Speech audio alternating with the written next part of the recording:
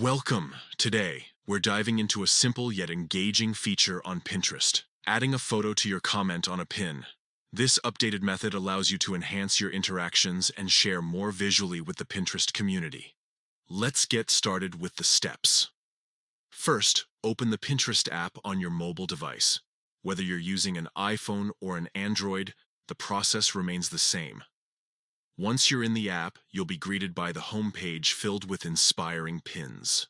Next, from the homepage, find the pin you want to comment on.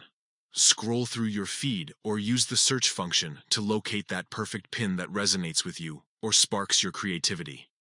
Once you've found it, open the pin and click on Comments. You'll see a comments section where you can engage with others who have interacted with this pin. This is where the fun begins. Now, click on the comment bar. Here, you can express your thoughts or feedback related to the pin. It's a great way to connect with other users and share insights or experiences related to the content. After writing your comment, it's time to add a personal touch. Click on the photo icon located next to the comment box. This feature allows you to attach an image that complements your comment, making it more engaging and visually appealing.